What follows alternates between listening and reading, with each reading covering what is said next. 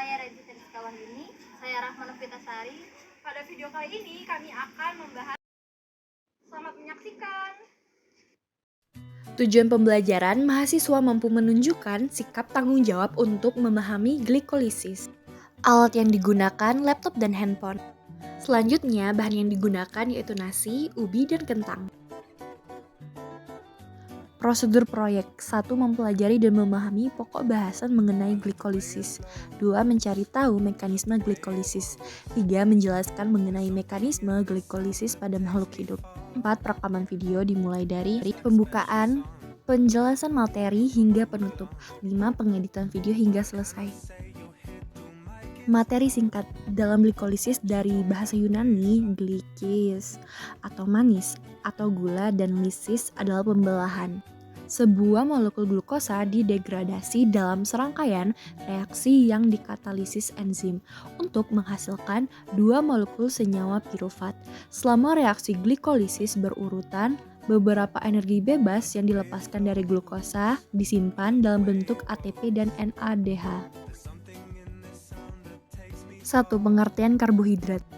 Karbohidrat adalah polihidroksialdehida atau keton atau senyawa yang menghasilkan senyawa-senyawa ini bila dihidrolisis. Senyawa karbohidrat menyumbangkan 70-80% sumber energi untuk aktivitas manusia. Nama karbohidrat berasal dari komposisi dari unit penyusunnya yaitu karbo dan oksigen atau hidrat. Semua karbohidrat disusun oleh unit dasar yang disebut monosakarida. Berdasarkan jumlah unit gula dalam rantai, karbohidrat digolongkan menjadi 4 golongan utama, yaitu monosakarida, disakarida, oligosakarida, dan polisakarida. 2. Bahan pangan yang mengandung karbohidrat dan kandungannya. Dapat kita lihat contohnya ada nasi.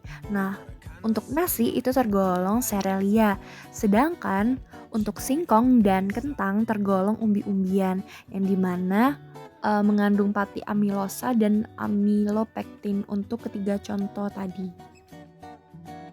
Pengertian glikolisis dan proses glikolisis. Dalam glikolisis dari bahasa Yunani, glikis atau manis atau gula dan lisis adalah pembelahan. Sebuah molekul glukosa didegradasi dalam serangkaian reaksi yang dikatalisis enzim untuk menghasilkan dua molekul senyawa pirufat. Selama reaksi glikolisis berurutan, beberapa energi bebas yang dilepaskan dari glukosa disimpan dalam bentuk ATP dan NADH. Proses glikolisis langkah 1, glukosa difosforilasi pada gugus hidroksil pada C-6 menjadi D-glukosa 6-fosfat, memerlukan 1 ATP dan dikatalis enzim heksokinase. Langkah kedua, D-glukosa 6-fosfat yang terbentuk diubah menjadi D-fruktasa 6-fosfat, dikatalis enzim fosfoheksosa isomerase. Langkah 3, D-fruktosa 6-fosfat yang terbentuk difosforilasi pada C1 menghasilkan D-fruktosa 1,6 bifosfat, memerlukan 1 ATP dikatalisis enzim fosfofruktokinase. Langkah keempat, D-fruktosa 1,6 bifosfat dipecah menghasilkan 2 molekul 3 karbon dihidroksi aseton fosfat dan gliserialdehida 3 fosfat yang dikatalisis enzim aldolase. Langkah kelima, dihidroksi aseton fosfat diisomerasi menjadi molekul kedua gliseraldehida 3 fosfat dikatalisis enzim triosa fosfat isomerase. Langkah keenam, 2 molekul gliseraldehida 3 fosfat dioksidasi dan difosforilasi oleh fosfat anorganik dan membentuk 2 molekul 1,3 bifosfat gliserat dan menghasilkan 2 NADH dikatalisis oleh gliseraldehida 3 fosfat dehidrogenase. Langkah ketujuh, 2 molekul 1,3 bifosfat gliserat diubah menjadi 2 molekul 3 fosfogliserat yang menghasilkan 2 ATP dikatalisis enzim fosfogliserat kinase. Langkah ke-8, 2 molekul 3 fosfogliserat diubah menjadi 2 molekul 2 fosfogliserat dikatalisis enzim fosfogliserat mutase. Langkah 9, 2 molekul 2 fosfogliserat diubah menjadi 2 molekul fosfoenol pirufat dikatalisis oleh enzim enolase.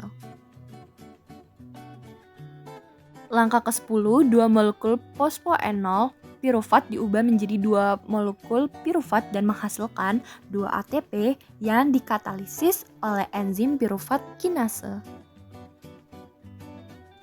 4. Energi yang dihasilkan dari proses glikolisis. Dalam hal energi, hasil glikolisis adalah produksi 2 ATP dan 2 NADH per molekul glukosa. Kondisi aerobik, sebagian besar sel dalam tubuh mengubah piruvat menjadi asetil CoA sebagai substrat untuk siklus asam sitrat.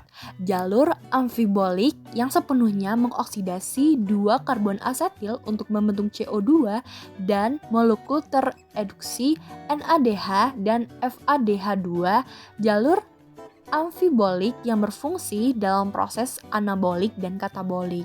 Sistem transport elektron, serangkaian reaksi oksidasi reduksi mentransfer elektron dari NADH dan FADH2 ke O2 membentuk air.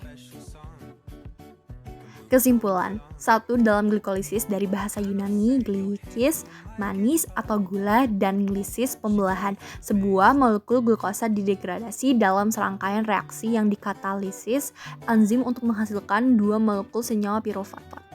2. Karbohidrat adalah polihidroksialdehida atau keton atau senyawa yang menghasilkan senyawa-senyawa bila dihidrolisis. 3. Proses glikolisis terjadi pada 2 fase, yaitu fase persiapan glikolisis dan fase penghasil energi. Glikolisis. 4. Hasil dari proses glikolisis yaitu degradasi kerangka karbon glukosa menghasilkan piruvat.